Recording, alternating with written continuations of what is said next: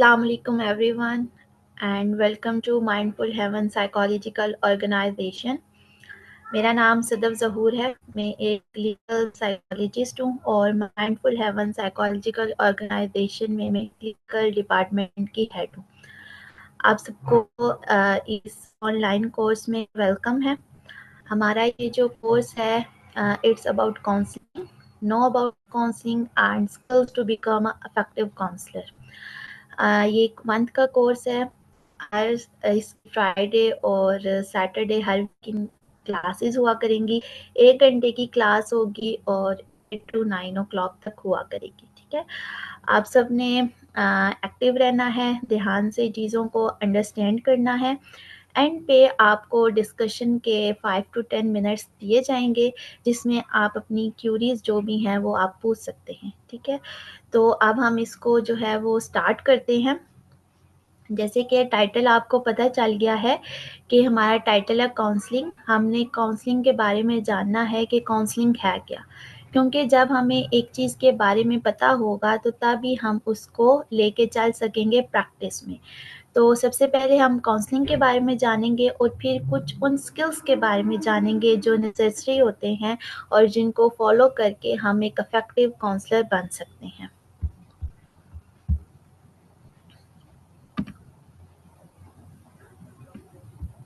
आज वीक 1 है और आज हमारा जो है वो डे 1 है। अब हम देखते हैं कि आज की क्लास में हम कौन से टॉपिक को कवर करेंगे। तो आज की क्लास में या आज के लेक्चर में हम काउंसलिंग को देखेंगे कि काउंसलिंग क्या होती है। फिर हम क्लिनिकल और काउंसलिंग साइकोलॉजी में डिफरेंस देखेंगे और कुछ हमारे पास रिलेटेड टर्म्स होती हैं, उनको हम अंडरस्टैंड करेंगे कि कौन कौन सी टर्म्स हैं जो काउंसलिंग में हमें अंडरस्टैंड करने की ज़रूरत होती है। अब सबसे पहले हमारे पास आता है काउंसलिंग। काउंसलिंग के डेफिनेशन की अगर बात करें तो काउंसलिंग साइकोलॉजी हमारे पास एक ऐसी ब्रांच ऑफ साइकोलॉजी है जो कि डील करती है study of current issues face by the counsellee and it also guides the people towards healthy choices. अच्छा, अब यहाँ पे जो काउंसलिंग साइकोलॉजी है या काउंसलिंग है तो ये हमारे पास हमारे करंट इश्यूज के साथ डील करती है। ठीक है, अब जब हम काउंसलिंग का प्रोसेस लेके चल रहे होते हैं तो इसमें एक इंडिविजुअल या एक पर्सन जो करंटली अपने इश्यूज को फेस कर रहा होता है, हम उनके बारे में बात करते हैं, उनको डिस्कस करते हैं और उनको रिजॉल्व करने की कोशिश करते हैं। ठीक है, अब ये करंट इशू कोई भी हो सकता है, ये मैल एडजस्टमेंट भी हो सकता है। फॉर एग्जाम्पल एक पर्सन ने एक सोसाइटी चेंज की है, वो पहले किसी और सोसाइटी में रहते थे, अब उन्होंने वो सोसाइटी चेंज करके वो किसी और सोसाइटी में शिफ्ट हो गए। तो वो स्टार्ट में उसमें एडजस्ट नहीं हो रहे, उसकी चीज़ों को अंडरस्टैंड करने में, उसकी डायरेक्शंस को अंडरस्टैंड करने में, उसके आसपास क्या मार्केट्स हैं, कैसे उन्होंने कौन सा वे यूज़ करके अपने ऑफिस तक रीच करना है।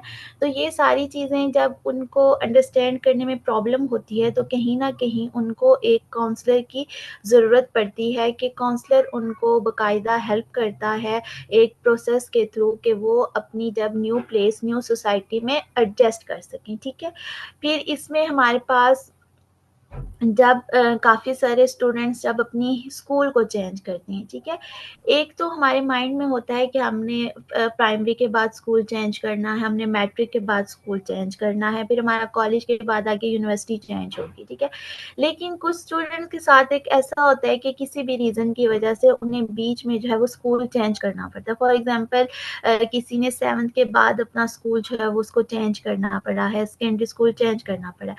तो अगर उसको भी कहीं न कहीं इश्यू आएगा एडजस्टमेंट में, वो अपनी न्यू सेटिंग में, न्यू फेलोज़ के साथ, न्यू टीचर्स के साथ एडजस्ट नहीं कर रहा, तो काउंसलर जो है वो अपने काउंसलर को हेल्प करेगा कि अब वो न्यू सेटिंग में एडजस्ट हो सकें। ठीक है, तो ये हमारे जितने भी तमाम करंट इश्यूज़ होते हैं ये डिफरेंट टाइप्स के हो सकते हैं। ठीक है, जैसे कि एक एग्ज़ाम्पल इसमें ये भी आती है कि जब हम हमारा जो है वो एक कोविड का पीरियड आया, तो सब जो है वो फिज़िकल या ऑन साइट वर्क से जो है वो रिमोट वर्क की तरफ जो है वो शिफ्ट हुए, ठीक है? तो इसमें जो हमारी टीचर्स थे, जो थोड़े से लाइक ओल्ड एज के कह लें या 40s की एज में थे, तो उनको ये तमाम चीज़ें अंडरस्टैंड करने में बहुत ज़्यादा मुश्किल हुई। उनको नहीं पता था हमने कैसे ज़ूम मीटिंग्स लेके चलनी है, टीम सॉफ्टवेयर को कैसे लेके चलना है, उसमें टीम्स कैसे जनरेट करनी है, फिर उसमें क्लासेस कैसे लेनी है, फिर उसमें हमने जो है वो पेपर्स वगैरह कैसे लेने हैं या टीम्स कैसे जनरेट करनी है। तो बाकायदा जब हम इस प्रोसेस में शिफ्ट हुए तो उनके लिए एक क्लासेस रखी गई, एक ट्रेनिंग रखी गई कि जिसमें उन टीचर्स को गाइड किया गया कि आपने ये रिमोट वर्किंग में सॉफ्टवेयर्स को या एप्स को कैसे लेके चलना है, ठीक है? तो तमाम तर जो हमारे करंट इश्यूज़ होते हैं, जो हम फेस कर रहे होते हैं, तो उससे हमारी काउंसलिंग साइकोलॉजी डील करती है, ठीक है? फिर साथ ही साथ एक और पॉइंट क्या आता है कि ये हमें हेल्दी चॉइसेस की तरफ गाइड करती है, यानी कि ये हमें हेल्प करती है कि हम हेल्दी चॉइसेस की तरफ मूव करें। अब हम देखते हैं कि हेल्दी चॉइसेस होती क्या हैं, ठीक है? हेल्दी चॉइस क्या होती है? जो हमारी अडैप्टेबिलिटी को इंक्रीज़ कर दे, ठीक है? हेल्दी चॉइस वो होती है जो काउंसली की या इंडिविजुअल की या पर्सन की जो एक अडैप्टेबिलिटी है उसको इंक्रीज़ करे। यानी कि वो हर एनवायरनमेंट को, हर सिचुएशन को अडैप्ट कर ले और ईज़िली उसमें जो है वो एडजस्ट हो जाए। फिर ये आपको हेल्दी चॉइस ऐसी होती है जो आपको प्लेज़र फीलिंग देती है। यानी कि आपकी इनर सैटिस्फैक्शन होती है, आप उस चीज़ से सैटिस्फाई होते हो, ठीक है? और ये काउंसलिंग को एक इफ़ेक्टिव मेंबर बनाती है सोसाइटी का, यानी कि वो अपने रोल्स जो हैं वो अच्छे तरीके से परफ़ॉर्म कर रहा होता है, ठीक है? हमारे पास हर इंडिविजुअल जो होता है उसके डिफरेंट रोल्स होते हैं। सोसाइटी में भी रोल्स होते हैं जहाँ पे वो रह रहे होते हैं, जहाँ जिस सोसाइटी में वो काम करते हैं उस सोसाइटी में भी उनके कुछ रोल्स होते हैं।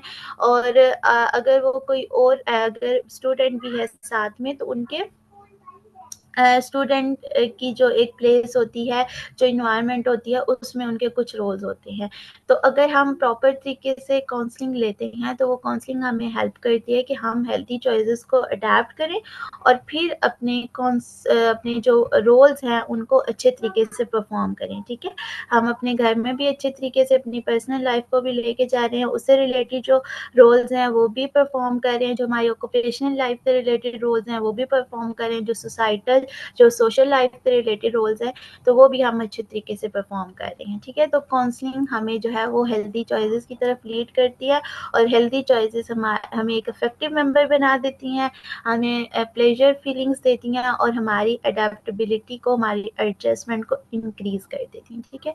तो ये था हमारी काउंसलिंग के बारे में। अब हम आगे मूव करते हैं। अब हमने काउंसलिंग को अंडरस्टैंड कर लिया तो एक जो मिसकंसेप्शन आती है वो काउंसलिंग और क्लिनिकल साइकोलॉजी जो है इसको ऑफन मिक्स कर दिया जाता है। तो जब हमने काउंसलिंग को अंडरस्टैंड कर लिया तो उसके बाद हमें ये ज़रूरी होता है, ये नेसेसरी होता है कि हम काउंसलिंग और क्लिनिकल साइकोलॉजी को अंडरस्टैंड करें और उनमें क्या डिफरेंस है उनको भी अंडरस्टैंड करें। तो अगर हम काउंसलिंग की बात करें तो काउंसलिंग जो होती है ये हमारे जो एवरीडे लाइफ प्रॉब्लम्स हैं उनके साथ डील करती है, ठीक है? हमारे जो रोज़मर्रा के प्रॉब्लम्स होते हैं जैसे कुछ मैंने मेंशन किए, अगर आपने जो है वो अपना एनवायरनमेंट अपना सोसाइटी चेंज की है तो तब भी आपको इश्यूज़ आ सकते हैं। जब हम ऑन साइट से रिमोट वर्किंग की तरफ शिफ्ट हुए तब भी हमें प्रॉब्लम्स आ सकती हैं।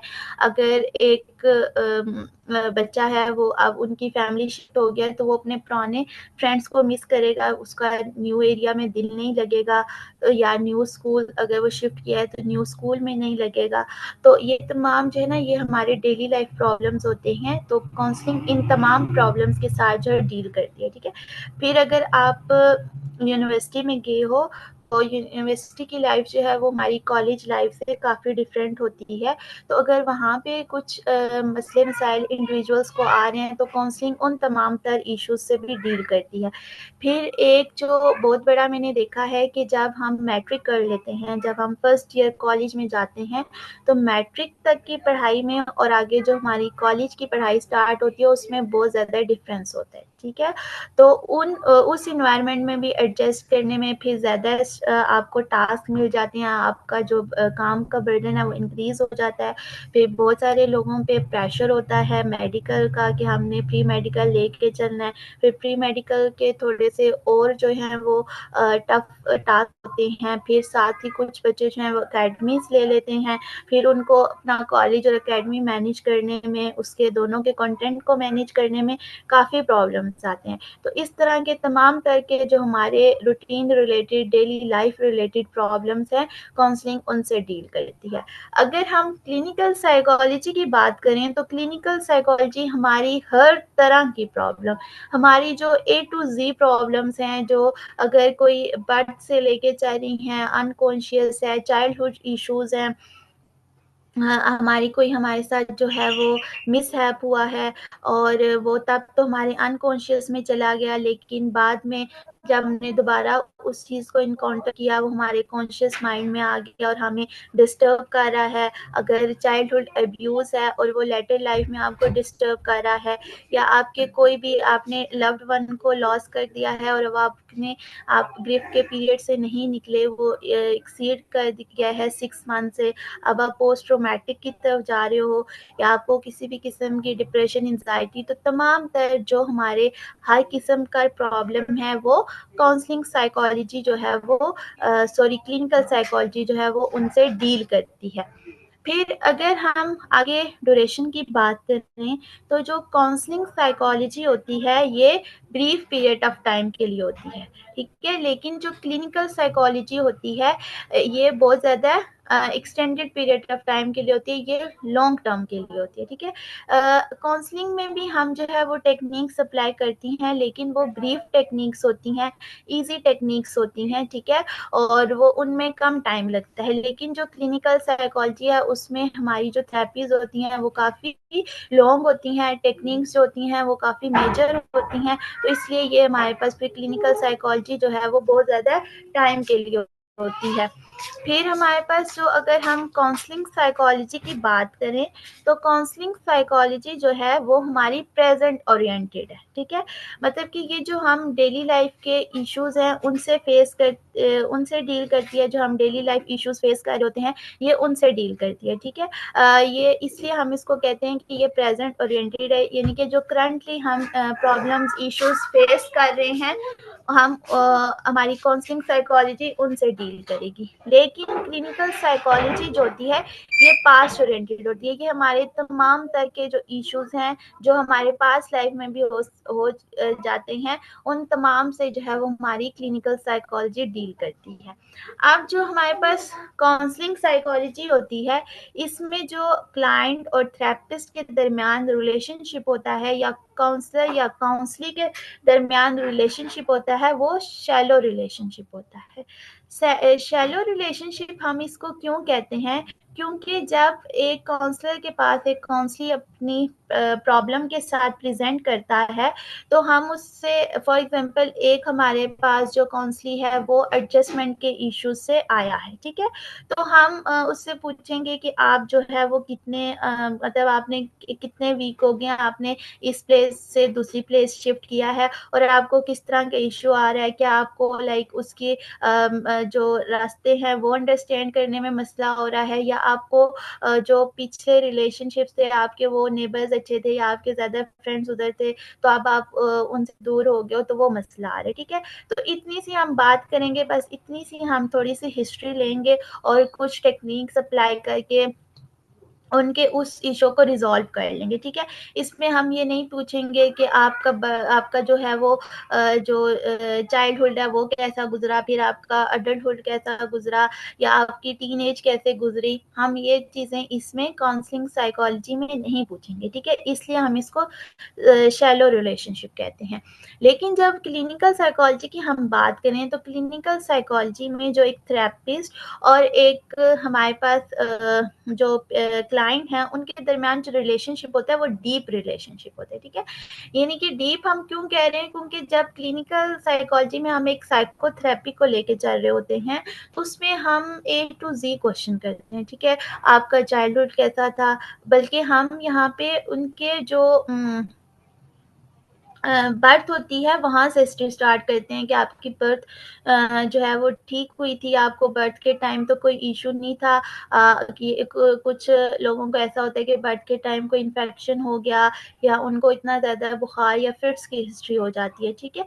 तो हम वो तमाम चीज़ें पूछते हैं, फिर हम उनके चाइल्ड हुड का पूछते हैं कि आपका चाइल्डहुड कैसा गुजरा, आप जॉइंट फैमिली में रहते हो या आपकी न्यूक्लियर फैमिली है, आपके सिबलिंग्स से, आपके पेरेंट्स से कैसे रिलेशनशिप हैं, फिर आपका ये सोशल एनवायरनमेंट कैसा था कि आप बाहर खेलने जाते थे या घर में ही रहते हैं, फिर हम उनकी स्कूलिंग स्टार्ट हो जाती है तो स्कूलिंग के बारे में पूछते हैं।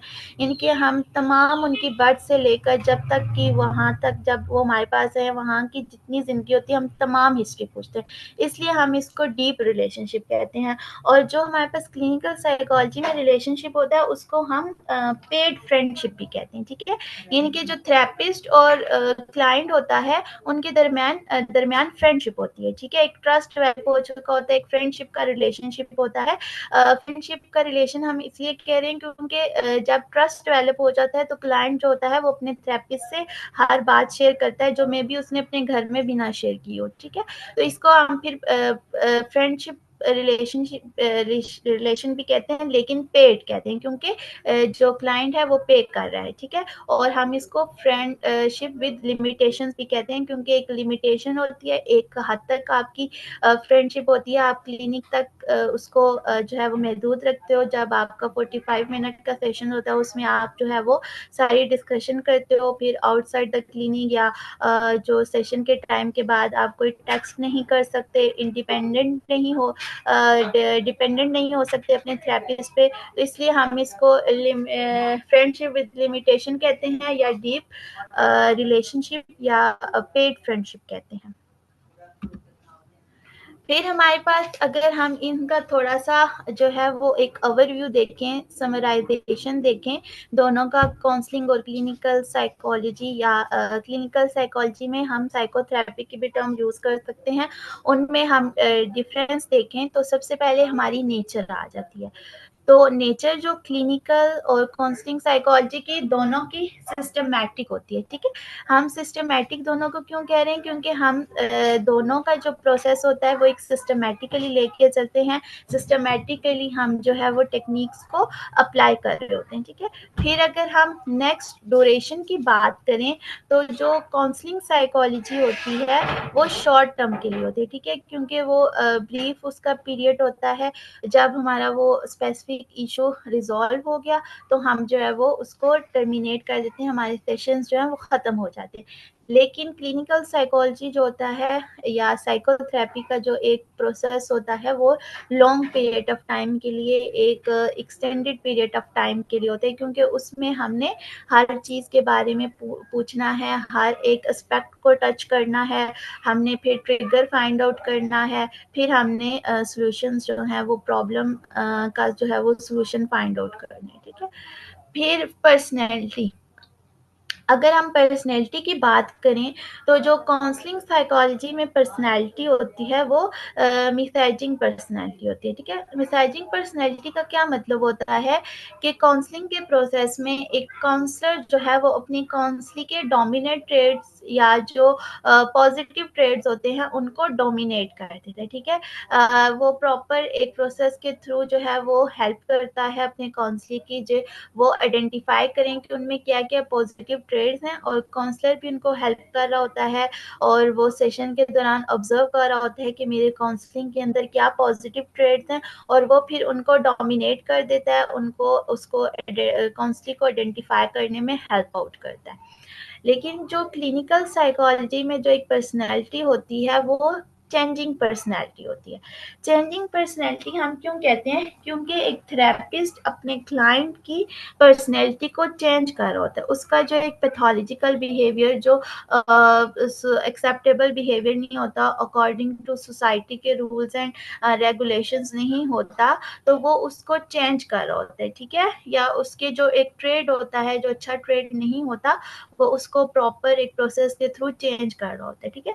तो इसलिए हम भी इसमें कहते हैं कि क्लिनिकल या साइकोथेरेपी में जो एक क्लाइंट की पर्सनैलिटी होती है वो चेंजिंग पर्सनैलिटी होती है कि उनका पैथोलॉजिकल बिहेवियर बिल्कुल जो है वो या ट्रेड जो है वो चेंज हो जाता है, ठीक है? फॉर एग्जाम्पल एक ओसीडी के पेशेंट आए हैं, उनमें जो है वो क्या है कि जो वो बार बार अपने चीज़ों को चेक करते हैं कि क्या वो सही ऑर्डर में है, सही अपनी जगह पे पड़ी हैं। तो उनका ये जो बार बार चेकिंग वाला बिहेवियर है, जब वो अपने थेरेपिस्ट के पास आएंगे तो वो उनको प्रॉपर एक प्रोसेस के थ्रू एक लॉन्ग टर्म प्रोसेस के थ्रू चेंज कर देगा।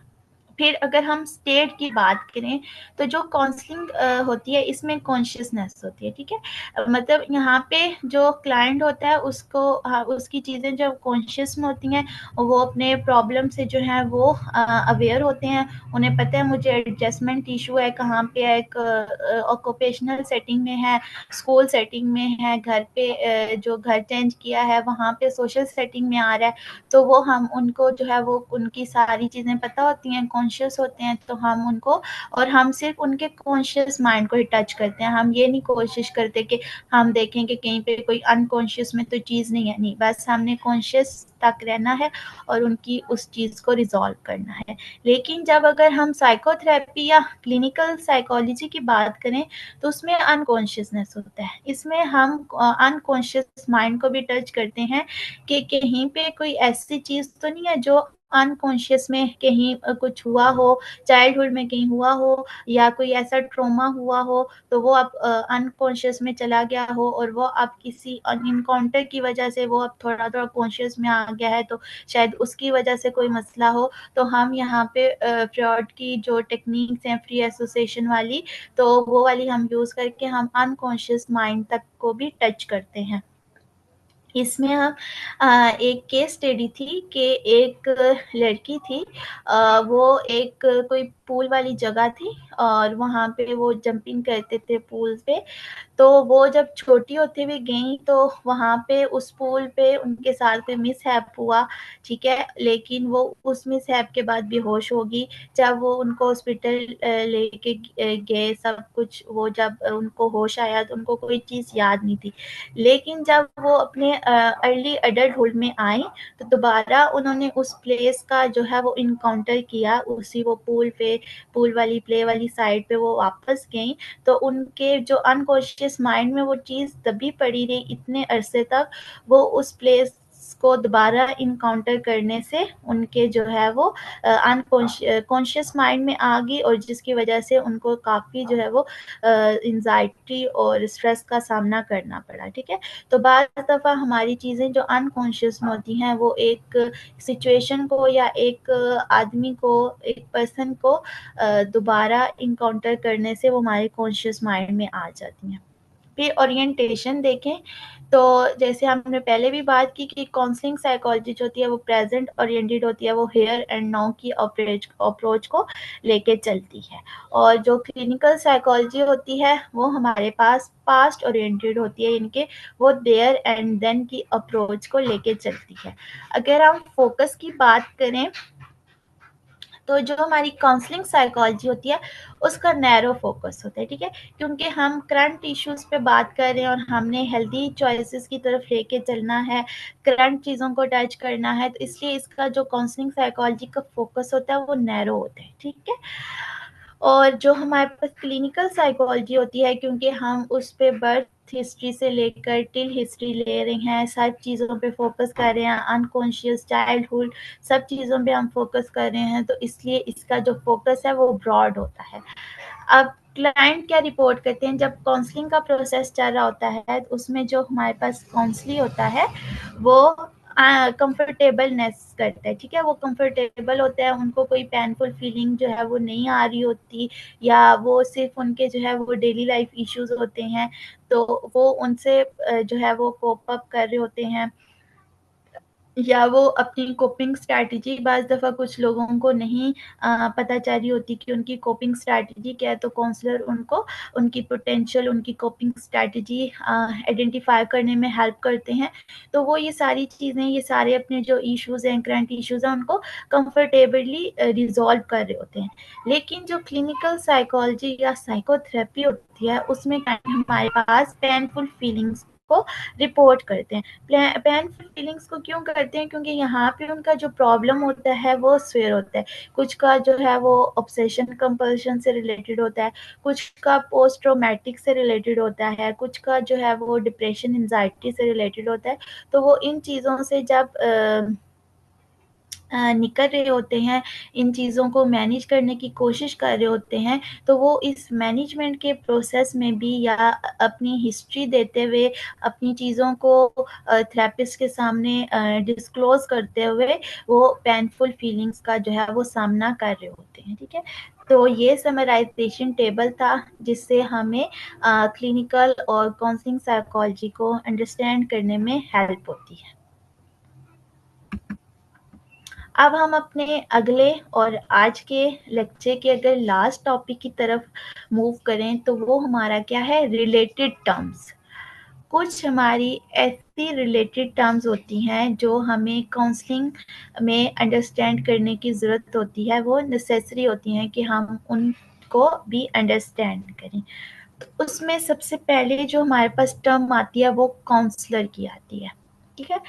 अब सबसे पहले इस टर्म की तरफ जाने से पहले हम एक बात करें कि जब हम काउंसलिंग का प्रोसेस लेके चल रहे होते हैं ना, तो इसमें हमारे पास काउंसलर और काउंसली होता है, ठीक है। इसमें हम क्लाइंट, थेरेपिस्ट या साइकोथेरेपिस्ट या पेशेंट का वर्ड यूज़ नहीं करते, ठीक है। इसमें हम काउंसलर और काउंसली के वर्ड को या टर्म को लेके चलते हैं, ठीक है। तो अब काउंसलर हमारे पास क्या होता है, काउंसलर एक ऐसा पर्सन होता है जो हमारे काउंसलिंग के प्रोसेस का इंचार्ज होता है, ठीक है, या वो एक काउंसलिंग के प्रोसेस को कैरीड आउट कर रहा होता है, वो काउंसलिंग के प्रोसेस को लेके चल रहा होता है। फिर अगर हम नेक्स्ट मूव करें, तो हमारे पास नेक्स्ट टर्म आती है काउंसलिंग, ठीक है। काउंसलिंग क्या होता है, जो हमारे पास under the process of counselling होता है, ठीक है। ये एक ऐसा पर्सन होता है जिसको एक डायरेक्शन की ज़रूरत होती है, ठीक है।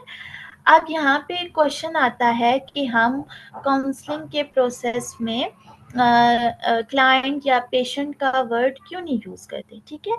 तो जब हम क्लाइंट का वर्ड यूज़ कर रहे होते हैं ना, इसका क्या मतलब होता है कि ये एक ऐसा पर्सन है जिसको किसी किस्म की कोई साइकोपैथोलॉजी है, ठीक है। ये एक ऐसा क्लाइंट, जब हम टर्म यूज़ कर रहे होते हैं तो इसका मतलब होता है एक ऐसा पर्सन है जो एक एबनॉर्मल बिहेवियर को एक्सपीरियंस कर रहा है, वो एक पैथोलॉजिकल बिहेवियर को एक्सपीरियंस कर रहा है, या उनका बिहेवियर ऐसा है जो एक्सेप्टेबल नहीं है, अकॉर्डिंग टू द नॉर्म्स नहीं है, ठीक है। लेकिन जो काउंसली होता है, ये एक ऐसा पर्सन होता है जिसको किसी किस्म की कोई एबनॉर्मलिटी नहीं होती, जिनका बिहेवियर पैथोलॉजिकल नहीं होता है। ये एक ऐसे पर्सन होते हैं जो हमारे पास जो है वो कोई भी एबनॉर्मल बिहेवियर या पैथोलॉजी को, साइकोपैथोलॉजी को एक्सपीरियंस नहीं कर रहे होते, ठीक है। ये एक ऐसे पर्सन होते हैं जो एक किसी प्रॉब्लम में स्टक हो गए हैं या किसी एक इशू में स्टक हो गए हैं, और उस इशू को रिजॉल्व करने में या उस इशू में एडजस्ट होने में इनको एक डायरेक्शन की ज़रूरत होती है, एक हेल्प की ज़रूरत होती है, ठीक है। तो इसलिए हम जो है वो काउंसलर और काउंसली का टर्म जो है वो यूज़ कर रहे होते हैं, ठीक है। और जो अगर हम ओवरऑल साइकोलॉजी की बात करें, तो जब हम एक साइकोथेरेपी लेके चल रहे होते हैं या क्लिनिकल साइकोलॉजी लेके चल रहे होते हैं, प्रॉपर एक थेरेपीज अप्लाई कर रहे होते हैं, तो उसमें हम थेरेपिस्ट या क्लिनिकल साइकोलॉजिस्ट या क्लाइंट के टर्म को यूज़ करते हैं, ठीक है। पेशेंट की टर्म को हम फिर भी क्लिनिकल साइकोलॉजी में यूज़ नहीं करते, ठीक है। वो क्यों नहीं करते? क्योंकि जो पेशेंट की टर्म है ना, ये एक मेडिकल टर्म है, ये एक जो मेडिकल के एरियाज होते हैं, जैसे हमारे पास हार्ट रिलेटेड हो गया, पीड्स रिलेटेड हो गया, या यूरोलॉजी, नेफ्रोलॉजी, इनके रिलेटेड जो एरियाज होते हैं, वहाँ पे हम पेशेंट की टर्म को यूज़ करते हैं। लेकिन जो साइकोलॉजिकल एक सेटिंग होती है, या एक क्लिनिकल साइकोलॉजिकल सेटिंग होती है, उसमें हम जो है वो क्लाइंट के टर्म यूज़ करते हैं। और काउंसलिंग के प्रोसेस में हम काउंसलिंग की टर्म यूज़ करते हैं, क्योंकि उनको सिर्फ एक डायरेक्शन चाहिए होती है, एक हेल्प चाहिए होती है, वो किसी किस्म की पैथोलॉजी को एक्सपीरियंस नहीं कर रहे होते। नेक्स्ट हमारे पास जब हम काउंसलिंग प्रोसेस की बात करें, तो जहाँ पे हमने क्लिनिकल साइकोलॉजी को भी साथ में अंडरस्टैंड किया, वहाँ पे हमें साइकोपैथोलॉजी को भी अंडरस्टैंड करने की ज़रूरत होती है, ठीक है। तो साइकोपैथोलॉजी हमारे पास क्या होती है? पैथोलॉजी का मतलब होता है एबनॉर्मेलिटी, ठीक है। और साइको मतलब कोई हमारी साइकोलॉजिकल इशू है, और या हमारी जो साइकोलॉजिकल पैथोलॉजी है हमें, ठीक है। तो ये हमारे पास जो साइकोपैथोलॉजी होती है, जिसको अगर हम अगर आम जुबान में जैसा आम DSM 5 हमारी, तो ये हमारे पास डील करती है क्लासिफिकेशन, सिम्टम्स और डायग्नोसिस ऑफ डिसऑर्डर, ठीक है। जैसे हमारा लास्ट DSM 5 का कोर्स था, तो उसमें हमने क्लासिफिकेशन पढ़ी कि हमारे जो है वो डिसऑर्डर किस तरह से क्लासीफाई हुए हैं, ठीक है। कुछ डिप्रेसिव डिसऑर्डर हैं, कुछ हमारे पास ऑब्सेसिव कंपल्सिव डिसऑर्डर हैं, कुछ हमारे पास एंजाइटी रिलेटेड डिसऑर्डर्स हैं, कुछ हमारे पास post traumatic stress related disorders हैं, कुछ न्यूरो डेवलपमेंटल डिसऑर्डर्स हैं, कुछ बाइपोलर डिसऑर्डर्स हैं, कुछ शिज़ोफ्रेनिया रिलेटेड डिसऑर्डर्स हैं, कुछ पर्सनैलिटी रिलेटेड या उनके क्लस्टर्स हैं, वो डिसऑर्डर्स हैं। तो इस तरह से क्लासिफिकेशन होती है। फिर उसके बाद सिम्टम्स के बारे में होता है, ठीक है। हमें बताया गया है कि डिप्रेशन के क्या सिम्टम्स हैं, मेजर डिप्रेसिव के क्या हैं, परसिस्टेंट डिप्रेसिव जो हमारे पास डिसऑर्डर है उसके क्या सिम्टम्स हैं। फिर ड्यूरेशन के बारे में बताया गया कि ड्यूरेशन क्या है। जैसे अगर हम मेजर डिप्रेसिव की बात करें तो 2 वीक्स हैं, और अगर हम परसिस्टेंट की बात करें तो वही जब मेजर डिप्रेसिव परसिस्टेंट करके 2 इयर्स तक चला जाएगा तो उसको हम परसिस्टेंट कहेंगे, ठीक है। हमें फिर ड्यूरेशन की बात पता चल गई, और इसी क्लासिफिकेशन, इन्हीं सिम्टम्स, इन्हीं ड्यूरेशंस को माइंड में रख के हम एक डायग्नोसिस बनाते हैं कि इस पर्सन को ये डिसऑर्डर है, या ये इस डिसऑर्डर से जो है वो स्ट्रगल कर रहे हैं। तो ये थी हमारे पास कुछ मेजर टर्म्स होती हैं, हमें अंडरस्टैंड करना बहुत ज़रूरी होता है। फिर हमारे पास नेक्स्ट जो टर्म आती है, वो आती है प्रोफेशनल सेटिंग। जब हम काउंसलिंग के प्रोसेस को लेके चल रहे होते हैं, तो इसमें हमें प्रोफेशनल सेटिंग को भी अंडरस्टैंड करना ज़रूरी होता है कि हमारी एक प्रोफेशनल सेटिंग कैसे होनी चाहिए, हमारा सेटअप कैसे होना चाहिए कि जिसमें हम अपनी काउंसलिंग के प्रोसेस को कैरी आउट कर सकते हैं। तो प्रोफेशनल सेटिंग हमारे पास क्या होती है? हमारा एक काउंसलिंग सेंटर होता है, या फिर हमारा एक क्लिनिक होता है, ठीक है। अब ऐसी ये एक ऐसा फिजिकल एरिया होता है, ये कैसा फिजिकल एरिया होता है जहाँ पे 2 लोग, ठीक है, एक काउंसलर और एक काउंसली इंटरेक्ट करते हैं, हेलो मैम, और वो एक्सक्यूज एक मी। जी मैम मीटिंग है, टाइम एंड होने वाला है, तो आप इसको अभी स्टॉप कर दें, नेक्स्ट ज्वाइन कर लीजिएगा। ओके, ठीक है सर।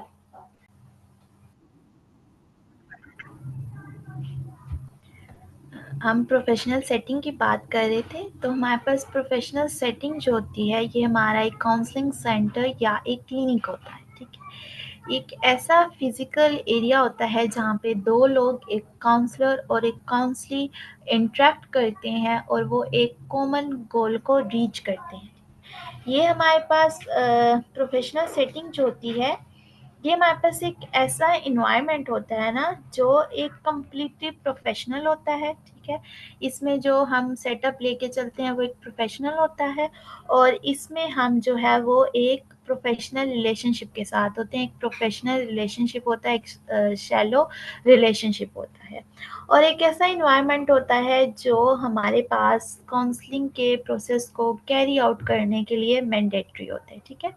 हम आगे जाके इंशाल्लाह पढ़ेंगे कि हमारा जो एक प्रोफेशनल सेटिंग, हमारा काउंसलिंग सेटिंग या एक क्लिनिक होता है वो कैसे होना चाहिए, ठीक है। उसमें हमने फिजिकल डिस्टेंस कितना रखना है, टेबल और चेयर की हाइट कितनी होनी चाहिए, उसकी सेटिंग कैसे होनी चाहिए, फिर हमने कर्टन्स कैसे यूज़ करने हैं, हमने जो है वो कितनी चीज़ें होनी चाहिए हमारे जो एक क्लिनिक या एक सेंटर है। फिर हमने जो है वो कलर्स कौन से यूज़ करने हैं, कलर कॉम्बिनेशन क्या होना चाहिए, लाइटनिंग कैसी होनी चाहिए। ये एक सोलर टेक्निक होती है, इंशाल्लाह आगे जाके हम डिटेल में इसको डिस्कस करेंगे। अब जैसे कि हमने कहा कि ये एक ऐसा फिजिकल एरिया होता है जहाँ पे दो लोग इंटरेक्ट करते हैं और उनका कॉमन गोल होता है, और उस कॉमन गोल को अचीव करना होता है, उस तक पहुँचना होता है। तो इसको हम एक एग्जांपल के थ्रू अंडरस्टैंड करते हैं कि फॉर एग्जांपल एक काउंसलर है और उनके पास एक इंडिविजुअल, एक काउंसली आया है और उन्होंने ये रिपोर्ट किया है कि मैंने अभी-अभी अपनी सोसाइटी को शिफ्ट किया है, ठीक है। और मैं ए सोसाइटी से बी सोसाइटी में शिफ्ट हुआ हूँ, और वहाँ पे मुझे मैल एडजस्टमेंट के इश्यूज़ आ रहे हैं, मैं वहाँ पे एडजस्ट नहीं हो पा रहा। और मैं इसलिए नहीं एडजस्ट हो पा रहा क्योंकि मुझे भी उसकी जो सराउंडिंग एरियाज़ हैं उनको अंडरस्टैंड करने में प्रॉब्लम हो रही है। मुझे नहीं पता कि अगर मैंने एक कौन-सी चीज़ लेनी है तो मुझे किस साइड पे जाना है, या उसके लिए मार्केट किस साइड होगी, या मैंने कुछ ग्रॉसरी करनी है तो मैंने कौन सा वे यूज़ करना है, या मुझे भी यहाँ से वो वे अंडरस्टैंड करने में मसला हो रहा है जिससे ईज़िली मैं अपने ऑफ़िस तक, जो शॉर्ट भी हो और ईज़िली मैं कम टाइम में अपने ऑफ़िस तक पहुँच जाऊँ, ठीक है। तो यहाँ पे ओवरऑल इन तमाम चीज़ों से हमें क्या समझ आया कि जो हमारे काउंसलर हैं उनको मैल एडजस्टमेंट का इशू आ रहा है कि उन्होंने एक प्लेस से वो दूसरी प्लेस पे शिफ्ट हुए हैं। अब दोनों का गोल क्या हो जाएगा, काउंसलर और काउंसली का, कि हमने एडजस्ट होना है। हमने डिफरेंट टेक्निक्स को अप्लाई करके हम जो है वो अब नए एरिया में एडजस्ट होंगे। हमें जो थोड़ा स्ट्रेस हो रहा है, पहले हम वो रिलैक्सेशन टेक्निक्स अप्लाई करेंगे ताकि हम स्ट्रेस से जो है वो कोप अप कर सकें। फिर हम अपनी जो है वो चार्ट बनाएँगे ताकि हमें डायरेक्शन के बारे में समझ आ जाए, और हम सर्च करेंगे या अपने थोड़ा नेबर से इंटरैक्ट करेंगे कि अगर मुझे ग्रॉसरी करनी है तो यहाँ पे कौन सी मार्केट अच्छी है, या मैंने कुछ और फूड आइटम्स, डेयरी प्रोडक्ट्स लेने हैं तो मुझे किस साइड पे जाना है। तो ये प्रॉपर कुछ टेक्निक्स को हम फॉलो करके अप्लाई करके एडजस्टमेंट की तरफ जाएँगे, और दोनों का कॉमन गोल क्या हो जाएगा कि हमने मैल एडजस्टमेंट को एडजस्टमेंट की तरफ लेके जाना है। तो ये हमारे पास कुछ रिलेटेड टर्म्स थी जिनको हमें काउंसलिंग में अंडरस्टैंड करने की ज़रूरत होती है। अब नेक्स्ट हम अगर मूव करें तो नेक्स्ट हमारे पास जो एक और टर्म है जो मिसअंडरस्टूड की जाती है काउंसलिंग के साथ, वो है गाइडेंस। तो यहाँ पे फिर हमें गाइडेंस और काउंसलिंग के दरमियान भी डिफरेंस को अंडरस्टैंड करने की बहुत ज़रूरत होती है, ठीक है। ये तमाम चीज़ें हम शुरू में क्यों अंडरस्टैंड कर रहे हैं, हम इन पे क्यों एम्फसाइज़ कर रहे हैं, क्यों इनको समझना ज़रूरी है, क्योंकि जब हम इन तमाम तर चीज़ों को अंडरस्टैंड करेंगे, हम काउंसलिंग को अंडरस्टैंड करेंगे, तो तभी हम स्मूथली इस प्रोसेस को कैरी आउट कर सकेंगे, और तभी हमें एक स्मूथ, एक इफ़ेक्टिव रिज़ल्ट्स मिलेंगे, ठीक है। तो इसलिए स्टार्ट में हमने इन तमाम चीज़ों को जो है वो अंडरस्टैंड करना है, और मोस्टली जो हमारे फ्रेशर्स होते हैं जो अभी जिन्होंने ग्रेजुएट किया होता है या फिर वो अपने जो एबीएस प्रोग्राम के दौरान ही जो है वो थोड़ी बहुत इवनिंग में प्रैक्टिसेस शुरू करते हैं, तो उन तमाम स्टूडेंट्स को ये चीज़ें जो हैं वो बहुत ज़्यादा डिस्टर्बकारी होती हैं और उनको समझ नहीं आ रहा होता है, ठीक है। क्योंकि हमें एक बात तो पता है कि जो हम पढ़ाई कर रहे होते हैं और जब हम क्लिनिकल प्रैक्टिस में आते हैं या हम प्रॉपर एक प्रैक्टिकल वर्क की तरफ आते हैं तो हमें बहुत ज़्यादा डिफ़िकल्टी होती है, ठीक है। तो क्योंकि अगर रिलैक्सेशन टेक्निक पढ़ना और फिर रिलैक्सेशन टेक्निक को प्रैक्टिकली अप्लाई करना, उसमें जो है वो डिफरेंस होता है, ठीक है। तो इसलिए हम इन तमाम चीज़ों पे एम्फसाइज़ कर रहे हैं कि हम जो है वो अंडरस्टैंड करें ताकि जो है वो फिर हमें प्रोसेस को कैरी आउट करने में कोई मसला ना हो। तो इसलिए ये भी एक टर्म है गाइडेंस और काउंसलिंग, तो इनके दरमियान भी हम जो है वो डिफरेंस को अंडरस्टैंड करने की, इनके की पॉइंट्स को अंडरस्टैंड करने की ज़रूरत होती है। तो हम क्वालिफ़िकेशन की बात करें तो गाइडेंस में हमें कोई क्वालिफ़िकेशन की ज़रूरत नहीं होती, ठीक है। हम ये नहीं कहते कि आप बीएस साइकोलॉजी करेंगे या आपने जो है वो इतने ईयर्स का आपके पास जो है वो डिप्लोमा हो तो आप जो है वो गाइडेंस दे सकते हैं, नहीं। इसके लिए हमें कोई प्रॉपर क्वालिफ़िकेशन की ज़रूरत नहीं होती, ठीक है। लेकिन जब काउंसलिंग होती है, काउंसलिंग का प्रोसेस कैरी आउट करने के लिए जो है वो हमें एक क्वालिफाइड पर्सन की ज़रूरत होती है, यानी कि हमें क्वालिफ़िकेशन की ज़रूरत होती है, ठीक है। अगर आपने बीएस साइकोलॉजी किया है तो तभी आप एलिजिबल हो कि आप काउंसलिंग के प्रोसेस को लेके चल सकते हो, ठीक है। फिर रिक्वायर्स की बात करें तो हम रिक्वायरमेंट की देखें कि दोनों चीज़ों में हमें क्या रिक्वायर्ड होता है, तो गाइडेंस के लिए हमें सिर्फ एक्सपीरियंस, ठीक है। एक एक्सपीरियंस पर्सन जो होता है, एक एक्सपीरियंस इंडिविजुअल जो होता है वो गाइडेंस दे सकते हैं, ठीक है। फॉर एग्जांपल जब हम एक कॉलेज सेटिंग में जाते हैं, इनरोल होते हैं, तो हमें उनकी चीज़ों का नहीं पता होता है, ठीक है। कि उनके जो है वो कैफ़ेटेरिया किस साइड पे है, उनके डिफरेंट डिपार्टमेंट्स किस साइड पे हैं, एडमिन सेटअप किस साइड पे है, एडमिन ऑफ़िस किस साइड पे है, प्रिंसिपल ऑफ़िस या वीपी ऑफ़िस किस साइड पे है। अगर हमने ग्राउंड की तरफ जाना है तो किस साइड से है, या ग्राउंड की तरफ जाने के कौन से रास्ते हैं। तो उसमें अगर हम किसी एक पर्सन से पूछते हैं ना जो पहले से उस कॉलेज में इनरोल है, उनको काफ़ी टाइम होगा, हम उनसे कहते हैं आप प्लीज़ गाइड कर दें कौन साइकोलॉजी डिपार्टमेंट की तरह, या प्लीज़ आप गाइड कर दें कैफेटेरिया की तरह, या गाइड कि हमने बस एरिया की तरफ जाना है, हम किस तरह से जाएँगे। तो वो क्योंकि वो उस कॉलेज में इतने टाइम से रह चुके होते हैं, उन्हें एक्सपीरियंस हो चुका होता है, तो वो आपको गाइड कर देते हैं, ठीक है।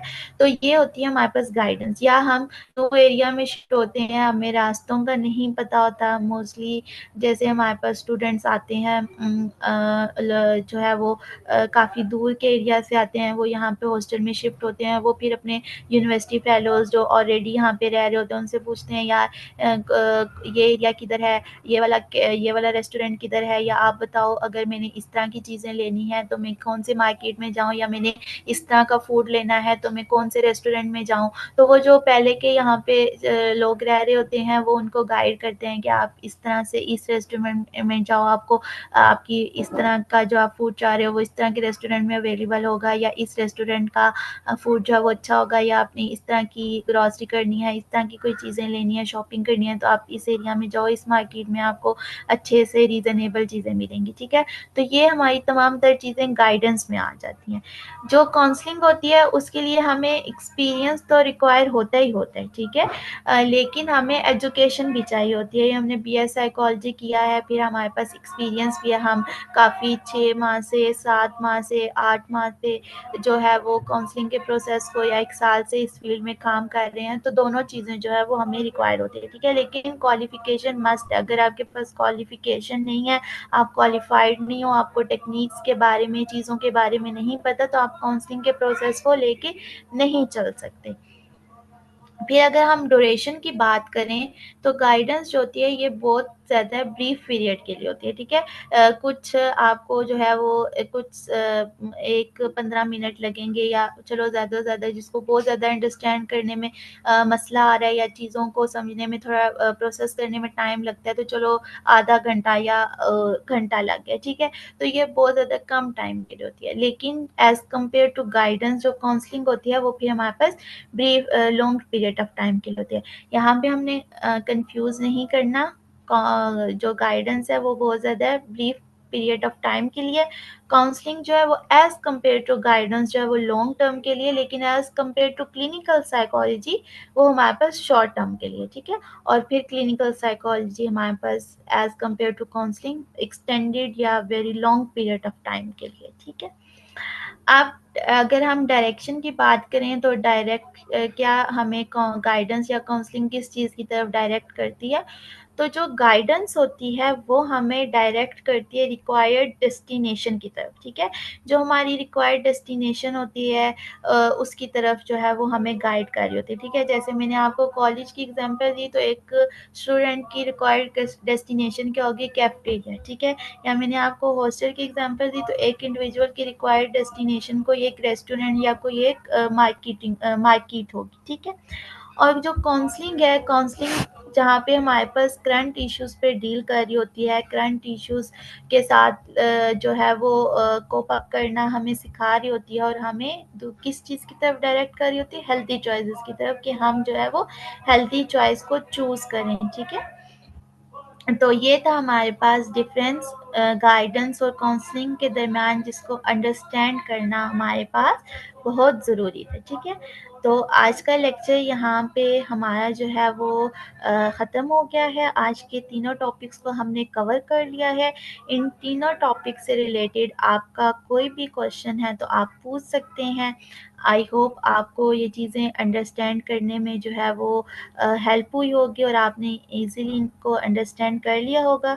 लेकिन फिर भी आपका कोई क्वेश्चन है तो you are more than welcome, you can ask.